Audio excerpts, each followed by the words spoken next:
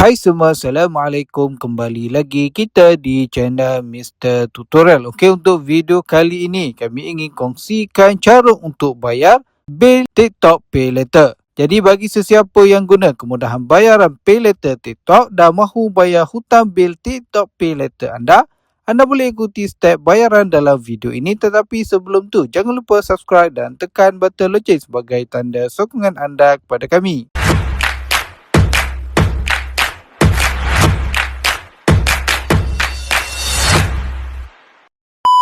Okey, pertama sekali anda perlu buka aplikasi TikTok di telefon anda.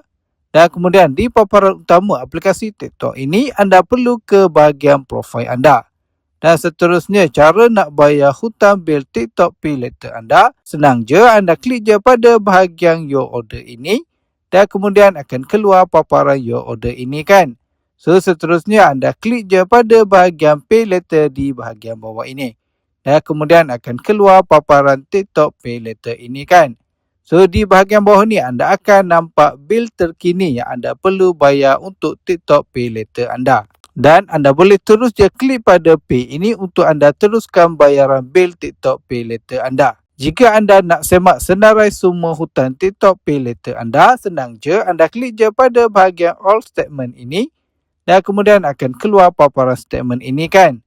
Dan di bahagian bawah ni anda akan nampak bahagian Unpaid dan juga bahagian Paid. So anda akan nampak semua senarai bil hutang anda yang belum dibayar di bahagian Unpaid ini.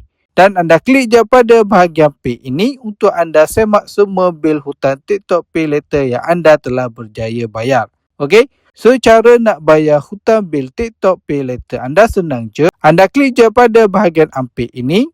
Dan anda klik je pada bahagian bil yang paling atas ni.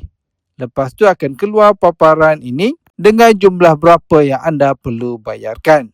So anda klik je pada Repay ini dan kemudian akan keluar paparan Repay ini. So di bahagian ini anda hanya perlu klik je pada bahagian Continue sahaja untuk teruskan bayaran anda. Dan kemudian akan keluar paparan Repayment ini. So di bahagian ini anda boleh pilih cara bayaran anda.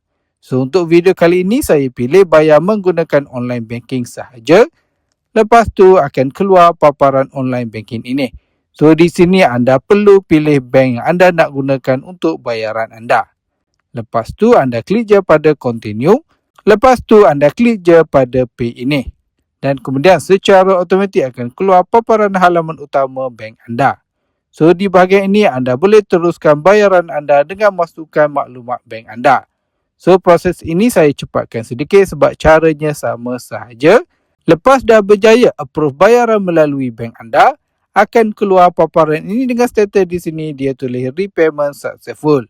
So bermaksud anda dah pun berjaya bayar hutang TikTok Pay Later anda. So anda boleh semak status bayaran anda di bahagian statement. So anda klik je pada done ini. Lepas tu anda klik je pada all statement ini. Dan di bahagian statement ini anda klik je pada bahagian paid ini. Dan anda akan nampak status bayaran anda yang terkini yang anda telah bayarkan tadi. So senangkan cara untuk bayar semula bil TikTok Pay Later anda. So setakat ini saja perkongsian kami untuk kali ini. Jumpa lagi dalam next video. Assalamualaikum.